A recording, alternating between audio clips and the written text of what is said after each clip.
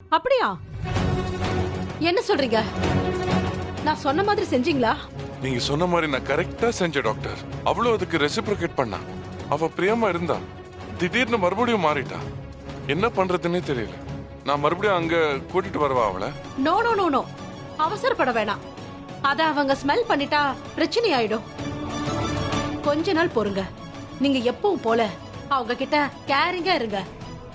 சென்னை வந்ததோ இங்க கூட்டிட்டு வாங்க. நான் என்னன்னு பாக்குறேன். சரிங்க டாக்டர். பிரபலி சரியாயிடுவாள்ல? எனக்கு பயமா இருக்கு. Don't worry. டெவலப்மெண்ட்ல up and down இருக்கதான் செய்யும். எனக்கு என்னமோ மொத விட இப்ப பெட்டர்னு தோணுது. உங்ககிட்ட ஃபைட் பண்ணாம இருக்கிறது நமக்கு பிளஸ் தானே. பயப்படாதீங்க. இந்த மாதிரி நிறைய கேஸ் பார்த்திருக்கேன். கியூர் ஆயிடும். நீங்க எதுக்கு இப்ப கவலைப்படுறீங்க? Okay doctor, thank you. டாக்டர் சொன்னதுக்கு அப்புறம் என்ன நடந்தது? பிரபலியோட பிஹேவியர்ல பெருசா மாற்றம்லாம் இல்ல. சில சமயம் நார்மலா இருப்பா, சில சமயம் எங்கேயாச்சும் உட்காந்து ஏதாவது வெறிச்சு பார்த்துட்டு இருப்பா.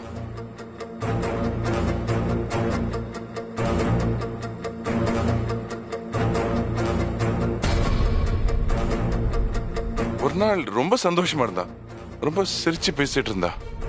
சரி, இந்த ஹாப்பியான சிச்சுவேஷன்ல அவளை வெளியே கூட்டிட்டு போனா நல்லா இருக்கும்னு சொல்லி பயந்து பயந்து போய் அவகிட்ட கேட்டேன், வெளியே போலாமான்னு. அவ உடனே ஒத்துட்டா. எனக்கும் அது ஆச்சரியமா தான் இருந்தது. 2 பேரும் போனோம்.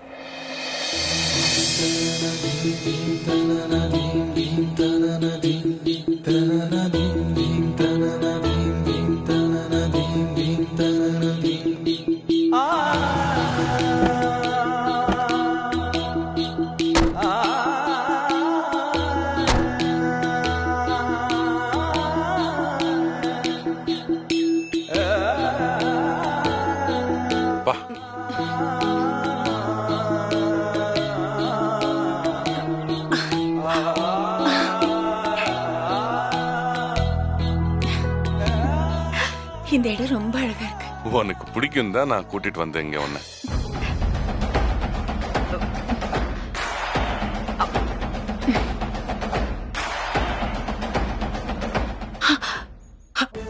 பாக்குறதுக்கே பயமா இருக்கு. ஏய், எவ்வளவு ஆழமான பள்ளத்தாக்கு. சரி சரி வா, அவ்வளவு தூரம் போகாத, எனக்கு பயமா இருக்கு. எங்க எனக்கு ஒரு ஐடியா. என்ன ஐடியா? நீங்க என்ன மலையில இருந்து தள்ளி விடுற மாதிரி ஒரு டப் ஸ்மாஷ் பண்ணலாமா? சிச்சி, அப்படியெல்லாம் எதுக்கு பண்ணணும்? அதெல்லாம் வேணாம். நம்ம என்ஜாய் பண்ண தானே வந்திருக்கோம். உட்காரலாம், பேசலாம், அதெல்லாம் வேணாம். ப்ளீஸ் ப்ளீஸ், ஒரு ஃபன் தானே. ஆசையா இருக்குங்க எனக்காக. நீ இப்படியெல்லாம் ஆசைப்படுற. சரி ஓகே, பண்ணலாம். ஆனா ரொம்ப தூரம் போயிடாத, இங்கேயே பக்கத்துல வை. பார்த்து.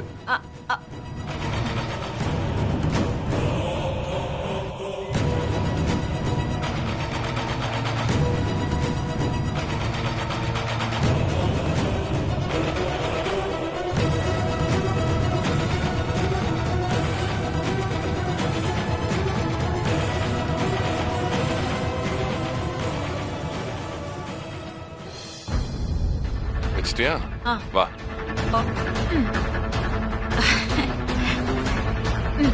ரெடி?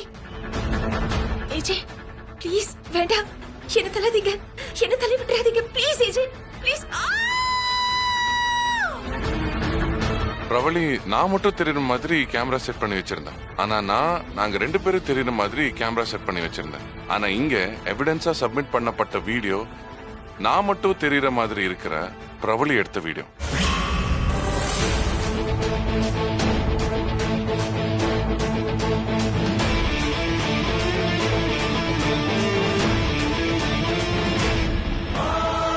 யுவர் ஆனர், குற்றம் சாட்டப்பட்ட ஏஜே தான் வரவேண்டிய இடத்திற்கு வந்துவிட்டார். அவரால் ஜோடிக்கப்பட்ட கதையில் கோர்ட்டில் சமர்ப்பிக்கப்பட்ட வீடியோ தவறு என்று சொல்கிறார். அந்த கொடூர கொலையை பற்றிய வீடியோவை டப் ஸ்மாஷ் என்று சாதாரணமாக கடந்து போக முடியாது. இது முழுவதும் பொய். அரசு தரப்பு ஆதாரங்களை சிதைப்பதற்காக ஏஜே கதைகளை அள்ளி விடுகிறார். இது கதை அல்ல, நிஜம். இதற்கு என்ன ஆதாரம் இருக்கிறது? தள்ளிவிடும் வீடியோவை ஏஜே தன்னுடைய மொபைலில் எடுத்தேன் என்று சொன்னார் இல்லையா, அந்த வீடியோ தான் ஆதாரம். யுவர் ஆனர், என் கட்சிக்காரர் இந்த ஆதாரத்தை தவறவிட்டு விட்டார். அதை தேடச் சொல்லி இருந்தார். அது கிடைக்காமல் இருந்ததால் தான் இந்த ஆதாரம் பற்றிய தகவலை அவர் கோர்ட்டில் சொல்லாமல் இருந்தார். இப்போது அந்த ஆதாரம் கிடைத்து விட்டது. ஐயோ, அதான் அந்த திருட்டு போன அந்த பென்டிரைவா? அதான் எனக்கும் புரியல. இதோ அந்த பென்டிரைவ்.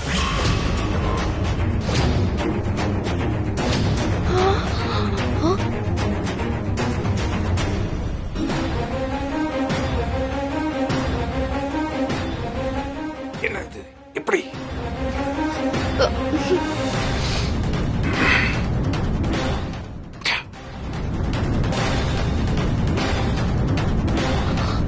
அக்கா, அந்த பென்டிரைவ் எப்படி இங்க வந்துச்சு? அப்ப என்கிட்ட இருந்து திருடிட்டு போனது இந்த பென்டிரைவுக்கு தானா? யாருக்கா இது செஞ்சிருப்பா? இது டப் ஸ்மாஷ் என்பது இந்த வீடியோவில் தெள்ளத் தெளிவாக தெரிகிறது. வச்சிட்டியா? வா. ரெடி? Okay, ready. ஓகே. இப்போ என்ன பண்ணு? கொஞ்சம் சீரியஸா வெச்சுக்கோங்க. சீரியஸா வச்சுக்கணுமா?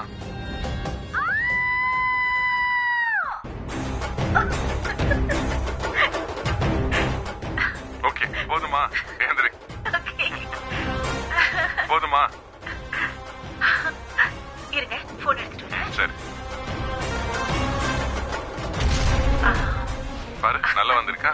என்ன தள்ளாதீங்க, என்ன தள்ளி விட்டுறாதீங்க ப்ளீஸ் ஏஜே, ப்ளீஸ். சூப்பரா வந்திருக்குல்ல? சரி வா, போலாம். சரி. அங்க இன்னும் நல்லா இருக்கும்.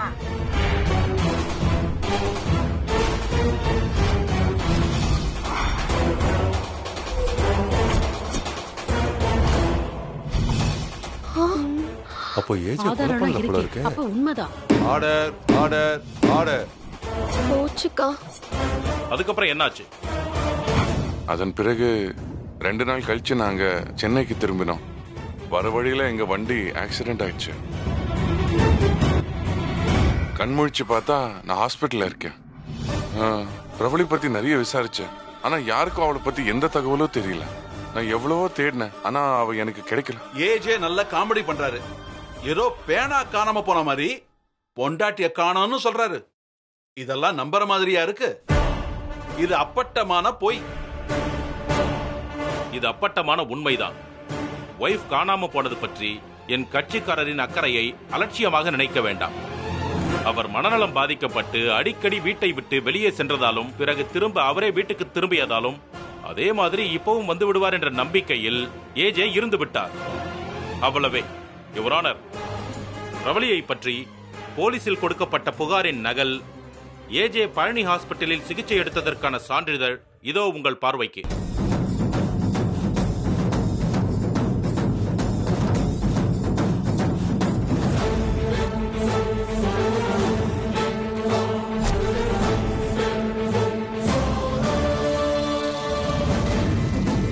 ஐயோ, ஐயோ.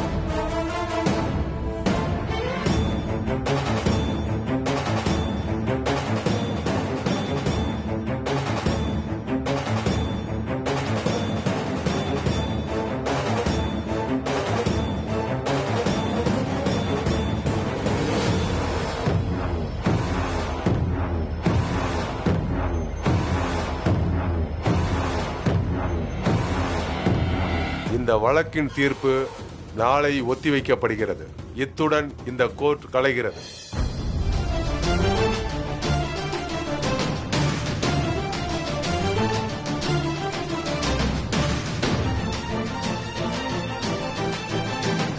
சார், சார், ரொம்ப தேங்க்ஸ் சார். இட்ஸ் ஓகேமா.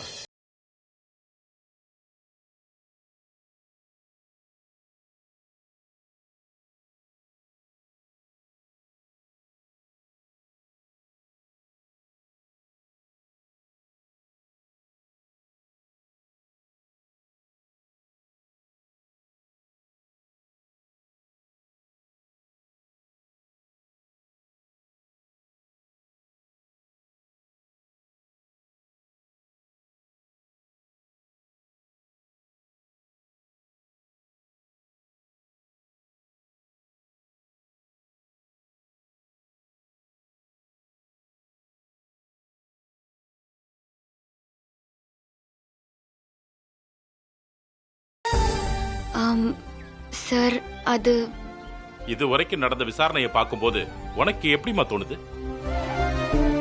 என் புருஷன் கண்டிப்பா விடுதலை ஆயிடுவாருன்னு எனக்கு நம்பிக்கை இருக்கு சார். இந்த நம்பிக்கை தாமா முக்கியம். நாம நேர்மையா இருக்கும்போது நாம செய்யறது தான் நியாயமா இருக்கும். ஏஜே தப்பு செய்யலன்னு நீ உறுதியா நம்புறல்ல, அது போதும். That's all. மத்தத மேல இருக்கிறவன் பாத்துக்குவோம். இந்த தடவை கடவுளை நம்பினதை விட உங்களை தான் நான் அதிகமா நம்பினேன். எல்லாரும் கைவிட்டப்போ நீங்க தான் நம்பிக்கை தர ஒளியா வந்து நின்னீங்க. கடவுள் நல்லவங்களை கைவிட மாட்டாருன்னு சின்ன வயசுல கேள்விப்பட்டிருக்கேன். ஆனா அதை நேர்ல இப்பதான் நான் பாக்குறேன். நீ ரொம்ப உணர்ச்சி வசப்படுற. இது ஒரு சாதாரண விஷயம் இல்ல சார். தரையில கிடக்கிறவனை விட தூக்கி விட யாரும் இல்லாம பள்ளத்துல கிடக்கிறவனுக்கு ஒரு நூல் கிடைச்சா கூட அது அவனுக்கு கயிறு தான். என்ன பெத்து வளர்த்த அப்பா அம்மாவை விட, வாழ்க்கை கொடுத்த ஏஜேவை விட நீங்க ஒரு படி மேலதான் சார். ஏன்னா பேரண்ட்ஸோ இல்ல ஹஸ்பண்டோ நமக்கு நல்லது கண்டிப்பா பண்ணுவாங்க. ஆனா நீங்க எனக்கு நல்லது பண்ண வேண்டிய அவசியம் என்ன சார்? அதெல்லாம் இல்லம்மா. எல்லார விடையும் நீ உன் புருஷன் மேல வச்ச அன்பு தான் இதுக்கு காரணம். இந்த கேஸ்ல நீ கண்டிப்பா ஜெயிப்ப. ஓகே, இந்த கோர்ட்ல வாய்மையே வெல்லும்னு சும்மா எழுதி வைக்கிறதுல அது உண்மைதான். The justice will win. ரொம்ப நன்றி சார். Okay, thank you. உன்ன மாதிரி ஒரு வைஃப் கிடைக்கிறதுக்கு ஏஜே கொடுத்து வச்சிருக்கணும். ஓகே, இதுல என்ன காமெடினா, நீ தான் ஏஜேவை காப்பாத்த போராடுறன்னு ஏஜேவே புரிஞ்சுக்காம போனதுதான். உண்மையா தியாகம் பண்றவங்க அத வெளியில சொல்றது இல்ல. அதுல நீயும் ஒண்ணு. ஓகே, ஆனா பி கேர்ஃபுல். உன் ஹஸ்பண்ட சுத்தி சதிவலை பின்னி இருக்காங்க. அதுல இருந்து அவரை நீ தான் சேஃபா தப்பிக்க வைக்கணும். ஓகே,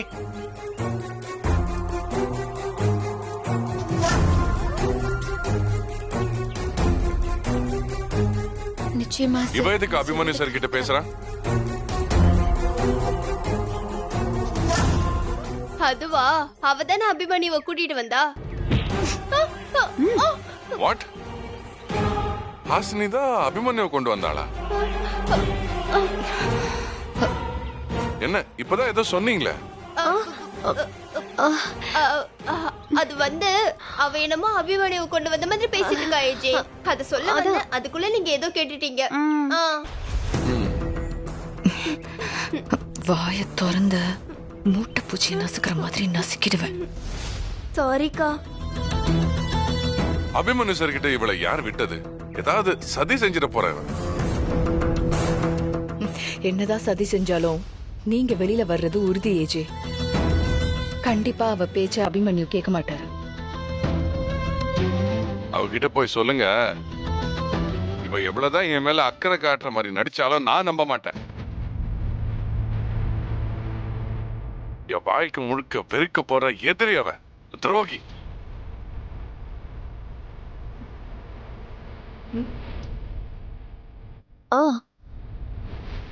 இவ எவ்வளவுதான் என் கேஸ்ல தடை போட்டாலும் நான் எல்லாத்தையும் ஜெயிச்சு விடுதலை ஆவேன்.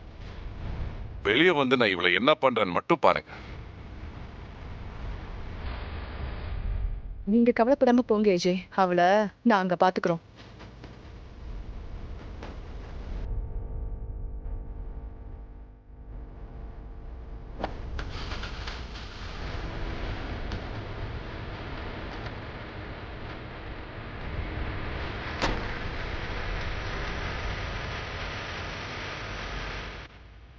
நீதான் தன்னை காப்பாத்தின கடவுள்னு தெரியாம ஏஜே உன்னை துரோகின்னு சொல்லிட்டு போறாரு. உங்க வைஃப் சொல்லிதான் நான் வந்தேன்னு ஏஜே கிட்ட சொன்னா அவர் வேண்டான்னு சொல்லிடுவார்னு நீதான் என்கிட்ட சொன்ன. ஓகே, அதனால என்னாலும் எதுவும் சொல்ல முடியல. அவர் என்ன பத்தி என்ன நினைச்சாலும் சரி சார், அவரை நான் காப்பாத்தியே தீருவேன். உண்மையிலேயே ஏஜேக்கு நீ கிடைச்சது லக்குமா. ஓகே, நேரம் வரும்போது அவர் உன்னை புரிஞ்சுக்குவாரு. ஓகே, நான் வரேன். ரொம்ப நன்றி சார்.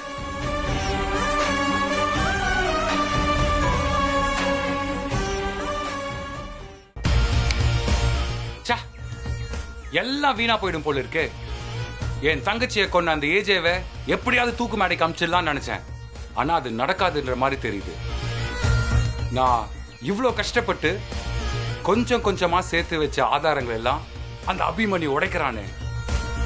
கொஞ்சம் கூட ஈவ இருக்கலாம அந்த ஏஜே என் தங்கச்சி பிரவலியை கொன்னுட்டு கோர்ட்ல போய் சொல்றான். அவனுக்கு தண்டனை கிடைக்கும்னு சந்தோஷமா எதிர்பார்த்துட்டு இருந்தா என் தங்கச்சிக்கு பைத்தியக்கார பட்டத்தை கட்டுறான். Damn it! சார் தீர்ப்பு நமக்கு ஃபேவரா வருமா சார்? நீங்க தானே பார்த்த, நான் போட்ட திட்டம் எல்லாம் வேஸ்டா போயிடுச்சு. அந்த அபிமன்யுவை கடத்தி வைங்கடான்னா கோட்டை விட்டுட்டு வந்து நிக்கிறீங்க. என்ன சார் பண்றது? நாங்க தான் ரவுடின்னு பார்த்தா அந்த ஆளு எங்களை விட பெரிய ரவுடியா இருக்கான். டக்குன்னு துப்பாக்கி எடுத்துட்டான். உயிர் பழிச்சதே பெரிய படா போச்சு சார். என்னங்க விக்ரம், ஏஜி வெளியில வந்துருவார் போல இருக்கே. இப்ப என்ன பண்றது? அர்ச்சனா ஒண்ணு பண்ணு, மாலை மரியாதையோட போய் ஆர்த்தி எடு. உன்னால ஒரு பென் டிரைவ கேர்ஃபுல்லா காப்பாத்த முடியல, நீ பேச வந்துட்ட. வழியில ஒருத்தன் புடுங்கிட்டு போனா நான் என்ன பண்ண முடியும்? பேசாத. அந்த பென் டிரைவ் உன் வீட்டுல இருந்து தான் கோர்ட்டுக்கு போயிருக்கு. அது கூட தெரியாம 3 பேரும் நல்லா வேலைக்கு தின்னுட்டு உட்கார்ந்துட்டு இருந்திருக்கீங்க. சரி, இப்ப என்னதான் சொல்றீங்க? வேற எதுவும் பண்ண முடியாதா? கொஞ்ச நேரத்துல தீர்ப்பு சொல்லிடுவாங்க. நாம எல்லாம் பொறிக்கடலை தின்னுட்டு கேட்டுட்டு போக வேண்டியதுதான். சரி, ஒருவேளை உண்மையாலே ஏஜே பிரபலியத்தை கொல்லலையா? அர்ச்சனா, இப்போ நான் தான் உன்னை கொல்ல போறேன். விசாரணை போற போக்க பார்த்து நைசா கட்சி மாறியா? ஏஜே கிட்ட நல்ல மருமகளா கும்பிடு போட ரெடி ஆயிட்டு இருக்க. ஐயோ, அதெல்லாம் ஒண்ணுமே இல்ல. என்ன பேசுறீங்க? உங்களுக்கு ஏஜேக்கு தண்டனை கிடைக்குமான்னு குழப்பம். எனக்கு அந்த ஹாஸ்னி மறுபடியும் வீட்ல நிரந்தரமா தங்கிடுவாளோன்னு பயமா இருக்கு. பயமே வேணாம், அது கன்ஃபார்ம். என்ன அடுத்து என்ன சதி செய்யலான்னு யோசனை பண்ணிட்டு இருக்கீங்களா? ஏய், மரியாதையா போயிடு. ஆமா, ஏஜேயோட மரியாதையை கெடுக்கலான்னு பாத்தீங்க. தீர்ப்பு வெளியே வந்த உடனே மரியாதையோட இங்க இருந்து போவோம். தீர்ப்பு உனக்கு தான் சாதகமா வரும்னு தப்பு கணக்கு போடாத. அப்போ ஏஜேக்கு எதிரா தீர்ப்பு வரணும்னு ஆசைப்படுறியா? அது நான் வாய மூடு. இதத்தான் கூடா நட்பு கேடில் முடியும்னு சொல்லுவாங்க. இவனோட சேர்ந்தா நீயும் நாசமா தான் போவ. ஏய், மரியாதையா பேசு. என் புருஷனோட கழுத்துக்கு கயிறு கொண்டு வந்தவனுக்கு நான் ஏன் மரியாதை கொடுக்கணும்? அம்மா, என்ன சொன்ன? புருஷனா? இன்னும் உனக்கு அந்த நம்பிக்கை இருக்கா? அது அப்படியே மண்ணை போட்டு மூடிரு. பார்த்தல, ஏஜே உன்னை பத்தி என்ன சொல்லிட்டு போனார்னு பார்த்தல. நீ அவருக்கு என்னைக்குமே துரோகிதான். அத மாத்த முடியாது. ஏஜே ஒருவேளை வெளியே வந்தாருன்னா கூட உன்னை வீட்டை விட்டு துரத்திட்டு தான் மறு வேலை பாப்பாரு. அதுக்கு வாய்ப்பே இல்ல. என்ன அவ்வளோ கான்பிடன்ஸ் இருக்கா உனக்கு? உன்னை நல்ல வேணும் ஏஜே கிட்ட சொல்ல சொல்லி அந்த அபிமன்யு கிட்ட கெஞ்சினியா? நான் யார்கிட்டயும் கெஞ்ச தேவையில்லை. என் புருஷன் மேல எனக்கு நம்பிக்கை இருக்கு. நான் அவர் மேல உண்மையா அன்பு வச்சிருக்கேன். உங்களை மாதிரி போலியா நடிக்கல. ஏய், இங்க பாரு, ரொம்ப ஆடாத. நீ ஆடின ஆட்டத்துக்கு தான் ஒரு முடிவு வரப்போகுது. பண்ணின சதிக்கு சமாதி கட்ட போற நேரம் வந்துருச்சு. எப்படி நீ கடத்தின பென்ற கோர்ட்டுக்கு வந்துச்சுன்னு பார்த்தல, அதான் கடவுளோட செயல். கடவுளோட செயலா இல்ல களவாணியோட செயலா? எதுவா இருந்தா உனக்கு என்ன? அந்த பென்ட்ரைவ் ஆதாரம் தானே கோர்ட்ல நின்னுச்சு. அதுதானே இந்த விக்ரமோட பொய்யான ஆதாரத்தையும் காலி பண்ணுச்சு. நீ என்ன சொன்னாலும் ஏஜே உன்னை நம்ப போறதில்ல. பொட்டி படிக்க எடுத்துட்டு ரெடியா இரு கிளம்புறதுக்கு.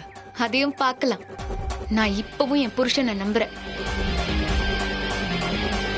இன்னைக்கு தீர்ப்பு வந்ததும் கடல்ல குதிக்கலாமா, ஆத்துல குதிக்கலாமா, இல்ல தண்ணி இல்லாத கிணத்துல குதிக்கலாமான்னு 2 பேரும் ஆலோசனை பண்ணுங்க. வரட்டா? வராத போ.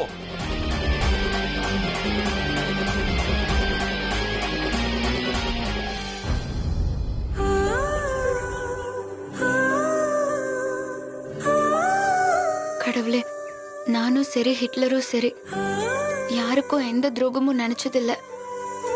ஆனா எங்களை சுத்தி தான் துரோகிகளும் எதிரிகளும் சதி பண்றாங்க. ஒரு ஆக்சிடென்ட்ல ஹிட்லரை கல்யாணம் செஞ்சு அப்புறம் புரிஞ்சுக்கிட்டு அவரோட வாழ ஆசைப்படுற நேரத்துல விதி எங்களை பிரிச்சு வச்சிருச்சு. இந்த தீர்ப்பு ஹிட்லருக்கு சாதகமா வரலன்னா நான் துரோகி பட்டத்தோட நிரந்தரமா பிரிய வேண்டியது இருக்கும். ஹிட்லரும் செய்யாத குற்றத்துக்கு தண்டனை அனுபவிக்கிற மாதிரி ஆயிடும். எங்க 2 பேரையும் காப்பாத்து.